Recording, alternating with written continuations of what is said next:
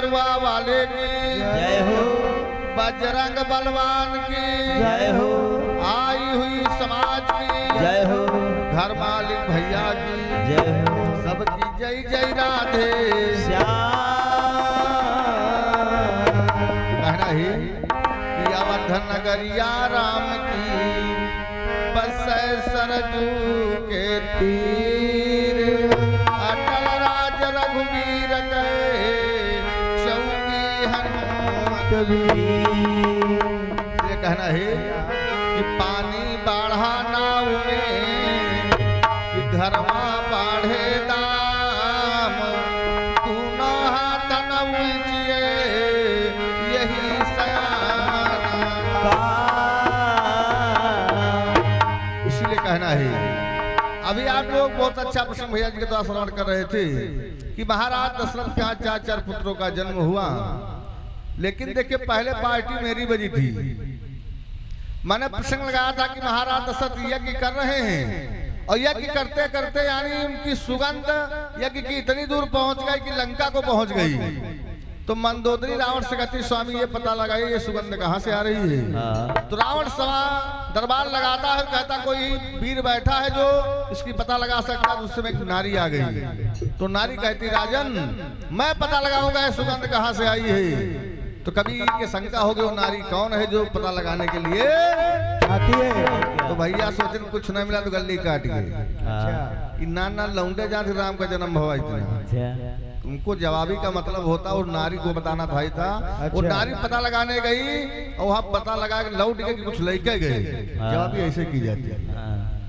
लेकिन चलो प्रभु की इच्छा जो जैसा मिलता वैसा कभी कहता तो कहना है। फिर भैया जी ने भी गीत लगा कि आज एक पुरुष आ गया आधा राम में समा गया लक्ष्मण में तो सीधे जवाबी की ओर। आइए कहता मास्टर मोरे रामा हो मोरा।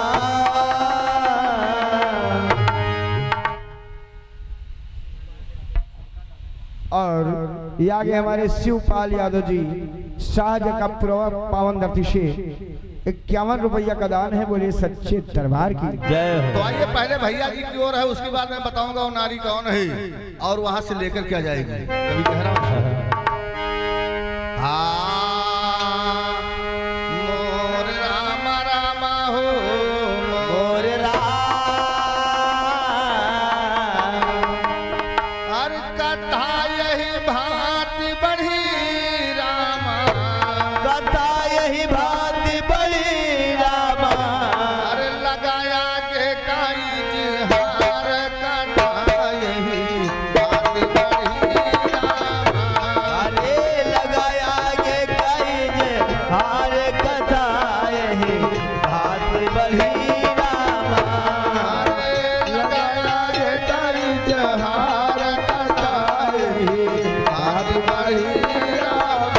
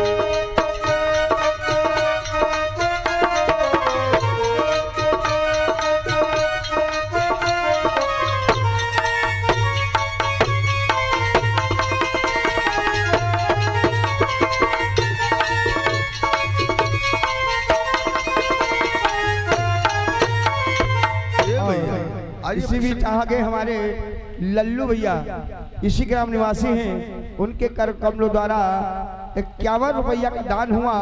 आशीर्वाद कामना और हनुमान जी मनोकामना इच्छाएं पूर्ण करे। बोली सच्चे दरबार की जय हो। और आगे हमारे श्री प्यारेलाल शाह जी का पुरवा की पावन धरती से उनके कर कमलों द्वारा 101 रुपया का आशीर्वाद प्राप्त हुआ। आशीर्वाद कामना बोले सच्चे दरबार की जय हो। आइए कहना ही क्या सुजन धरि ध्यान कथा संपूर्ण सुनाई आगे की है कथा सुनो तुम ध्यान पूरे भगवान आगे की है कथा सुनो तुम ध्यान ओ रामचंद्र लक्ष्मण मोर भैया अवधपुरी के मारे रामचंद्र लक्ष्मण मोर दादा अवधपुरी के मारे धीरे धीरे होए सयाने धीरे धीरे भय सयाने भय सयाने हो भय सयाने अरे भय सयाने हो भय सयाने ओ मोरे भैया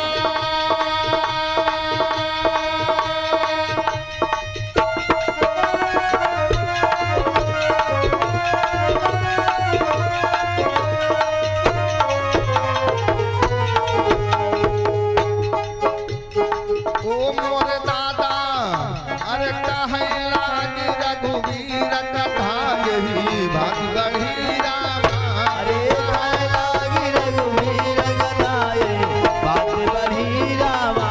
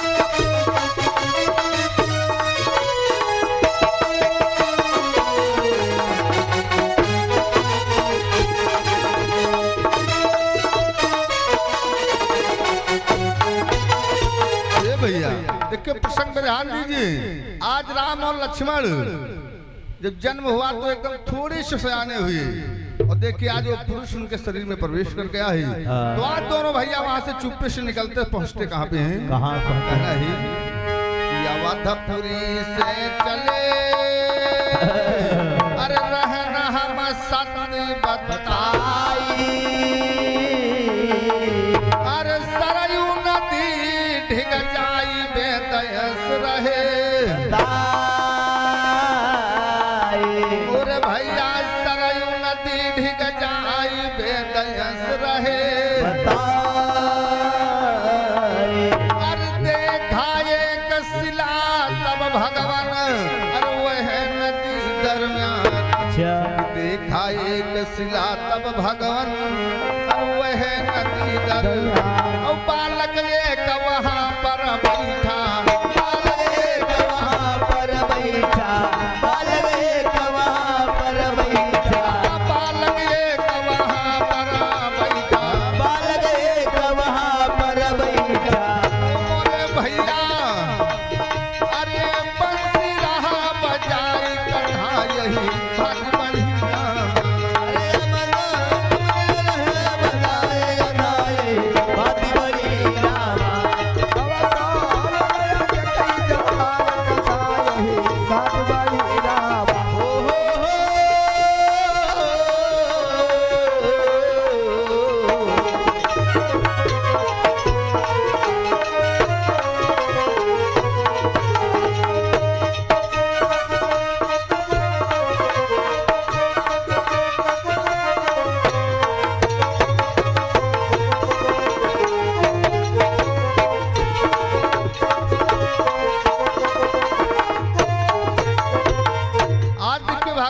श्री राम और लक्ष्मण थोड़े से सयाने हुए तो अयोध्यापुरी से धीरे धीरे प्रस्थान किया और घूमते घूमते जाकर के सरयू नदी के पास पहुंच गए। पहुंच गए। वहां देखा एक शिला है, उस शिला पे एक बालक बैठा हुआ बंसी बजा रहा है। अरे पुस्तक बता रहे कि वो बालक बंसी बजा रहा है। और जैसे उस बालक के पास पहुंचते हैं तो देखिए होता क्या है, क्या होता है? कहना है पहुंचे जब भगवान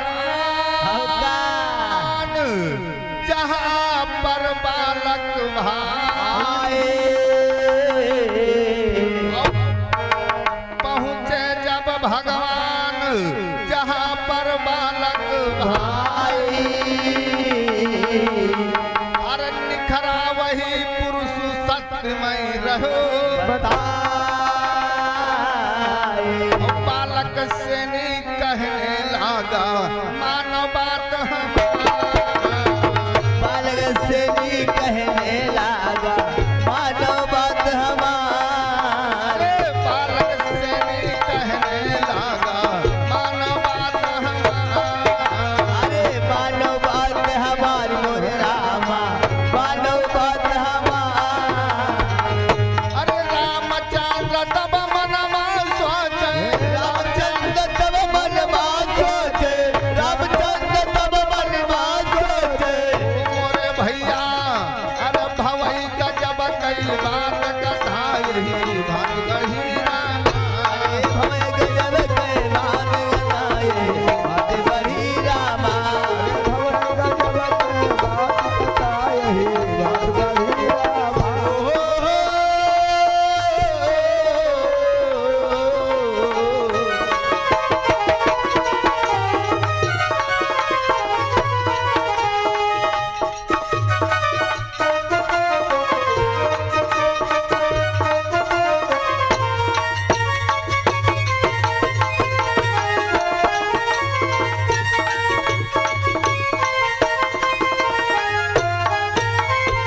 देखिए प्रसंग पे ध्यान दीजिए कि आज जब भगवान श्री राम उस बालक के पास पहुंचे तो शिला पे बैठा बंसी बजा रहा है, तो आधा पुरुष लक्ष्मण में समा गया, आधा भगवान राम में समा गया। भैया जी ने बताया था। तो आज वो पुरुष उनके शरीर से प्रकट होकर के उस बालक के पास बैठ जाता है। तब भगवान विचार किया अरे ये कहाँ से प्रकट हो गया, भगवान नहीं जान पाते मेरे शरीर में गया है। तो कभी कहता है तो पुरुष बताता क्या भगवान राम से कि देवता दिया आदेश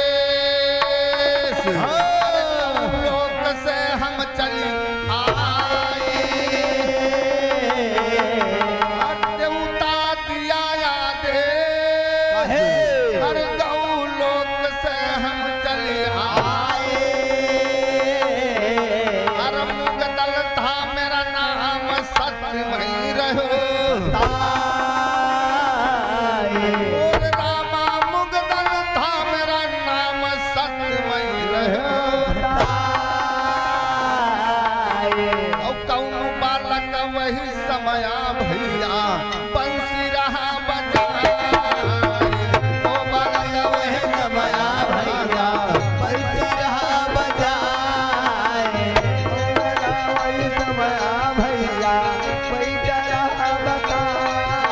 ओ बंसी रहा बजाए मोरे रामा, मुरली रहा बजाए। अरे वही का नाम सब हम बतलाओ, वही का नाम सब हम बतलाओ, वही का नाम सब हम बतलाओ। ओ मोरे भैया हाय मोरे राम जाने पूछा कि राजा हाय रामायण गाता तो यही भांति अर गाता तो यही भांति। मोरे रामा सुनया गे का इजहार हो। यही बात ये कथा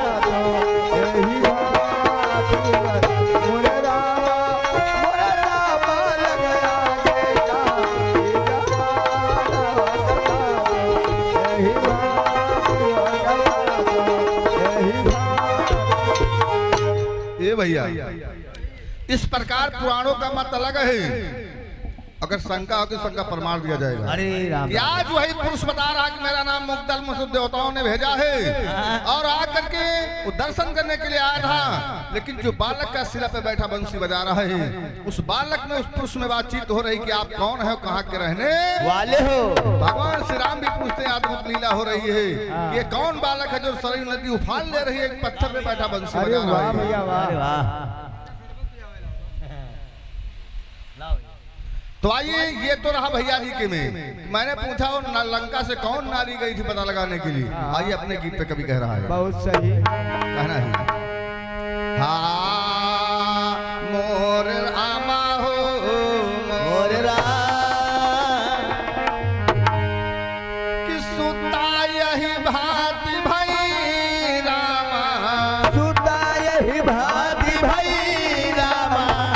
अरे सुनो सुजन धरि ध्यान सुता यही भांति भई रामा। अरे सुनो सुजन धरि ध्यान सुताय भांति भई रामा। सुनो सुजन धरि ध्यान सुताय बात भई रामा।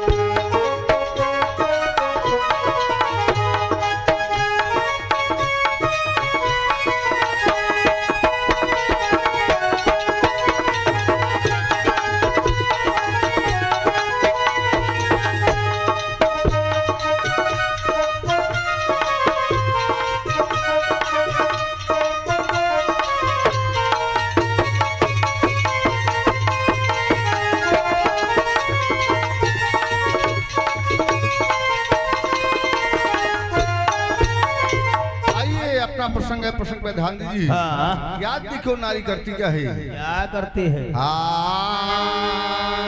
कि सुमिरो पवन कुमार, अरे पंचकार हो मनाई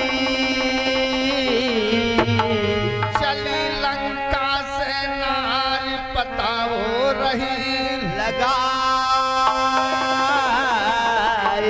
मोरे भैया चली लंका से नारी पता हो रही। अवधपुरी माँ जाई कब पहुँची दशरथ के दरबार। अवधपुरी माँ जाई कब पहुँची दशरथ के दरबार। अवधपुरी माँ जाई कब पहुँची दशरथ के दरबार। दशरथ के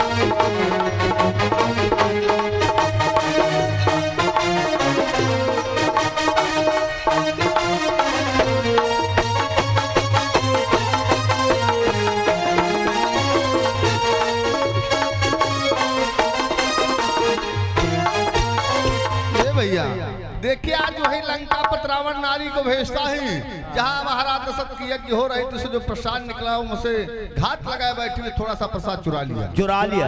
प्रसाद को लेकर के वो अयोध्या से लंका के लिए प्रस्थान करती है। और जो लंका को पहुंचती राजा रावण से वो कहती क्या मास्टर, क्या कहते हैं भैया? कहा ये नारी तब लगी सुना राजन चितलाई, दशरथ करते याज्ञ प्रसाद महिलाई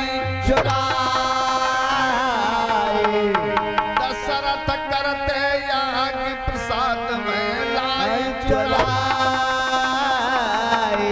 तब प्रसाद रावण कहली ना तनिक न कीनयवा, तब प्रसाद रावण लैली ना तनिक न कीनयवा।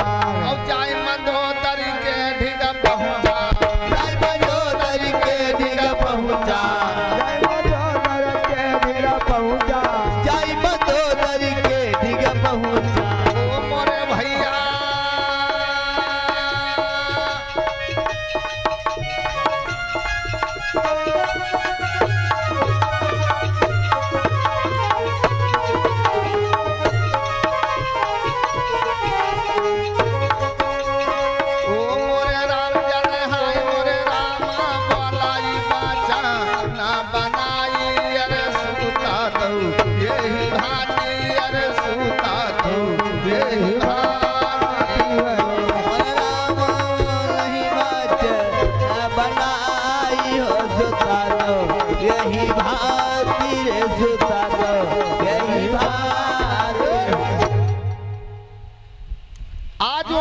करके प्रसाद और रावण को देती, रावण अपनी पत्नी मंदोदरी को देता है कि राजा दशरथ यज्ञ कर रहे तो उनकी एक इकाई प्रसाद है।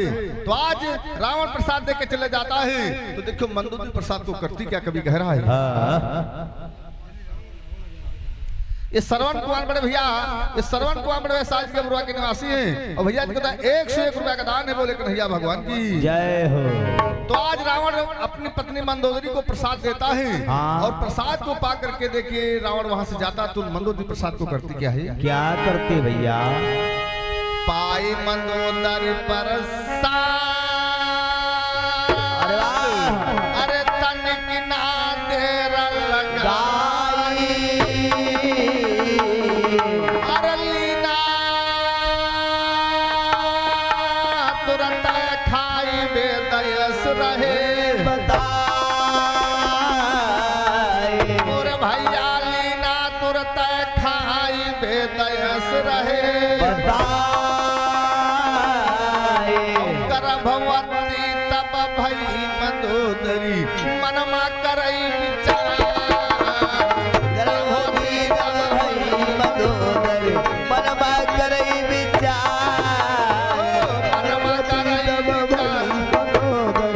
मनमा करई विचार, अरे मनमा करई विचार मोरे रामा, मनमा करई विचार, अरे मनमा करई विचार मोरे रामा, मनमा करई विचार, अरे मनमा करई विचार मोरे रामा, मनमा करई विचार हो, मनमा करई विचार।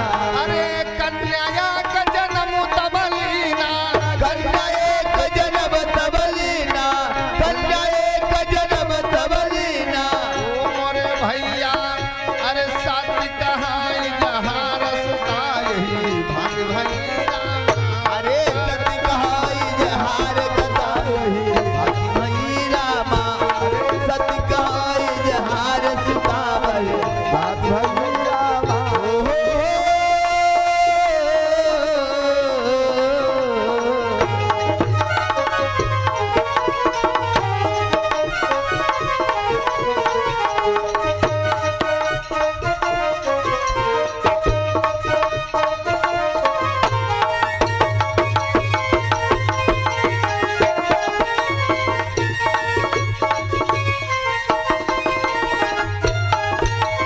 ए भैया प्रसंग पे ध्यान दीजिए, प्रसंग बड़ा मार्मिक है।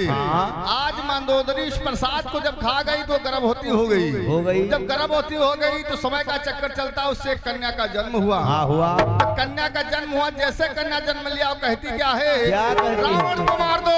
अरे जन्म लेते ही आवाज निकलती उसके मुंह से कि रावण को मार दो। तो रावण घबरा गया, लेकिन रावण करता क्या है, क्या करता कवि है? कह रहा है, रावण मन तब सोची अरे भविष्य काल हो बुलाए, अरे कहे बचन समझाए भैया से बचन और रामा कहे बचन समझाए भैया से बचन अरे यही कन्या गायब है भैया और दीजे जाए महाए, और यह कन्या गायब है भैया और दीजे जाए और लई कन्या भविष्य चली दीना, लई कन्या चल दीना, लई कन्या तुरंत चल दीना, तुरंत चल दीना, तुरंत चली दीना, तुरंत चल दीना, तुरंत चल दीना। कि भैया मोर मनमा करई विचार सुता यही भात भैया अब तो मनवा करे विचार सुता यही बात भई रामा। अब तो मनमा कर विचार सुता यही बात भई राम।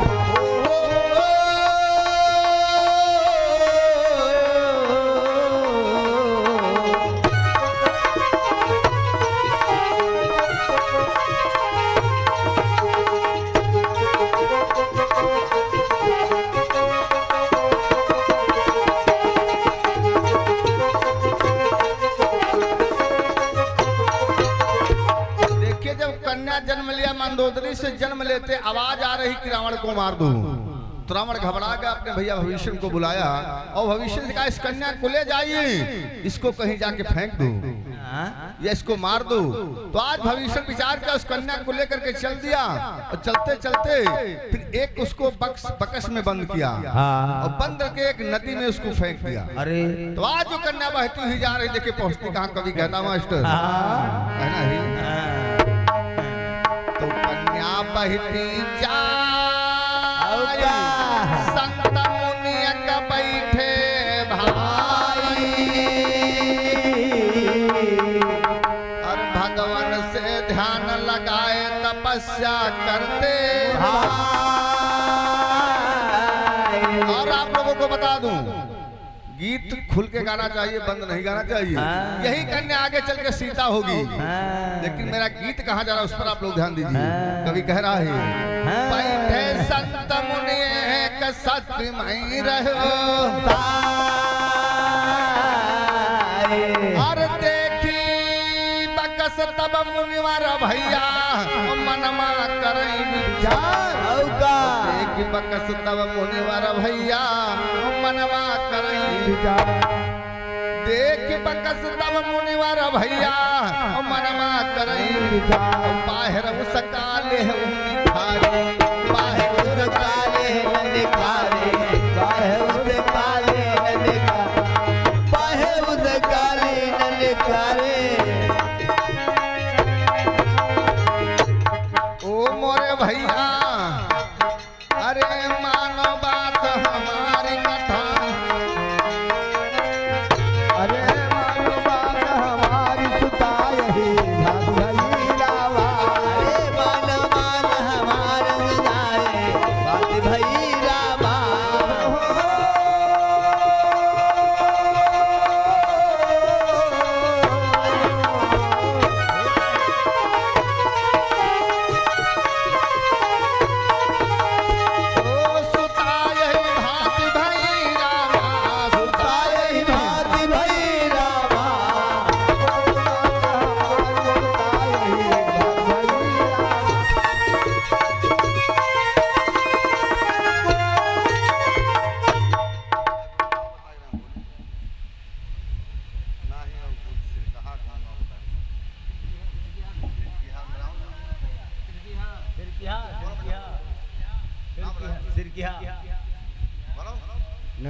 ननकाऊ और हमारे ननकाऊ भैया जो आप सिरकिहा के निवासी हैं 101 पुरस्कार है। बोले हनुमंत लाल की जय हो। तो आप देखिए यही कन्या आगे चल के सीता होगी और वो पिटारा बहता हुआ यानी वो पकस बहती हुई जा रही है। तो एक संत बाबा भगवान की तपस्या नदी के किनारे बैठे कर रहे थे। कर रहे हैं। तो जब देखा उसको तो उस बकस को निकाला और खोला, देखा उसमें कन्या है और वो कन्या रुदन कर रही है। इसी का नाम आगे चल के सीता होगा। तो संत बाबा ने विचार किया इसको कुछ भोजन कराया जाए, लेकिन छोटी सी बाला है तो यहाँ कभी की शंका हो गई। और वहां पे अकेले संत है, ना कोई नारी है ना कोई और है। तो देखिए संत बाबा उसको लाते क्या है, क्या लाते हैं कि दीना दूध मंगाए सुता का देह पिलाई और कहाँ सलाए दूध सत्य तुम देहो बता। अरे कहाँ सलाए दूध सत्य तुम देहो बता। तो राजा राम गुरु जी रहते और देवियापुर स्थान, राजा राम गुरु जी रहते और देवियापुर स्थान। हमहु रहित बई सखम भैया, हमहु रहित बई सखम भैया, हमहु रहित बई सखम भैया। कहना है अरे संदीप यादव नाम सुता यही बात भली रामा। अरे संदीप यादव नाम सुता यही बात भली रामा। अरे संदीप यादव नाम सुता यही बात भली रामा।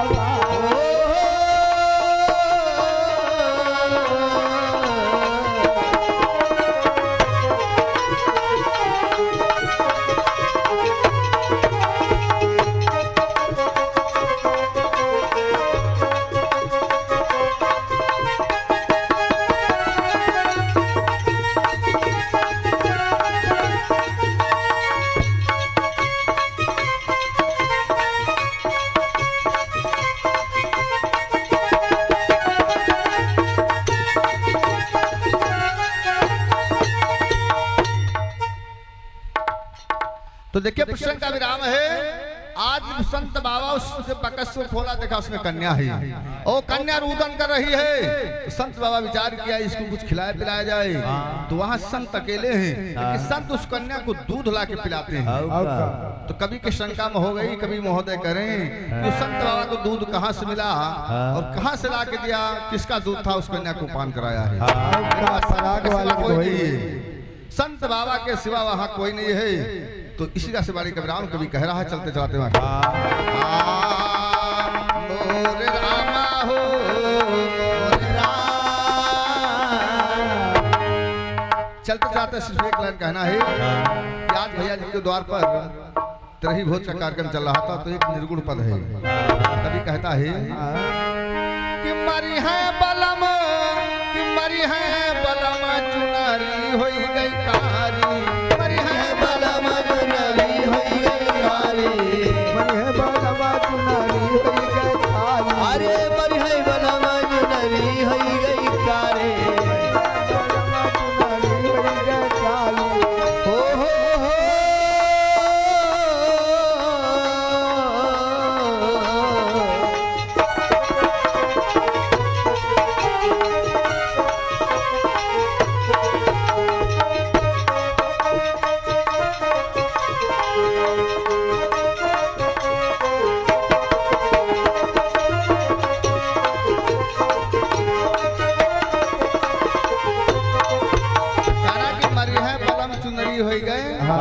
कभी कह रहा है एक नौकारी दूसरा डर भारी, एक नौकारी दूसरा डर भारी, एक नौकारी दूसरा डर भारी, एक नौकारी दूसरा डर भारी। ओ निरखा बलम तब का होगा, ओ निरखा बलम बड़ी लागे शरम चुनरी होई गई कारी, मरी है बलम चुनरी होई गई कारी, मरी है बलम चुनरी होई गई कारी, मरी है सजन चुनरी होई गई कारी। निरखई बलम, अरे निरखई बलम हम कला गई शरम चुनरी होई गई कारी।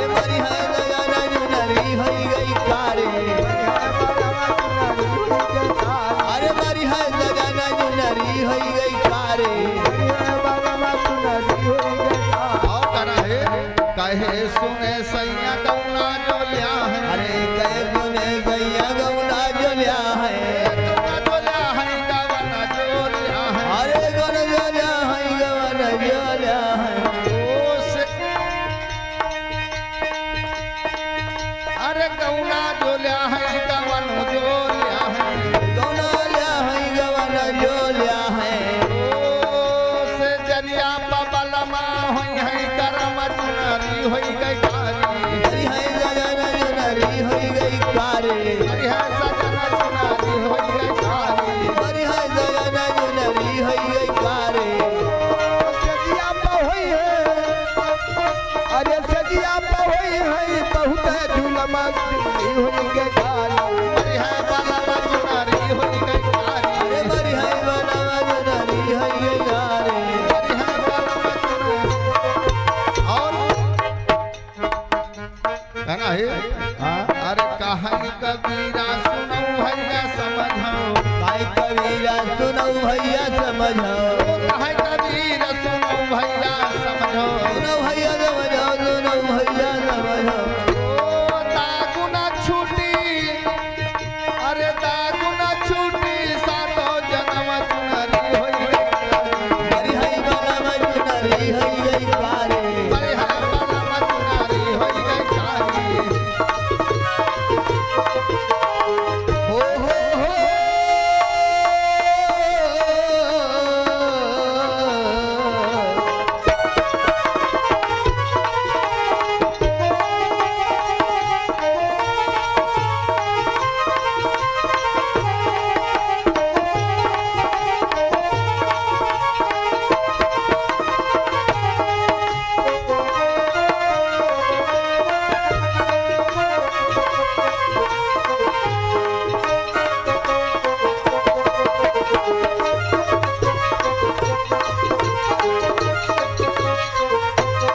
बोलिए कन्हैया भगवान की जय हो। धर्मालिक भैया की सैलानी भैया की सबकी जय जय राधे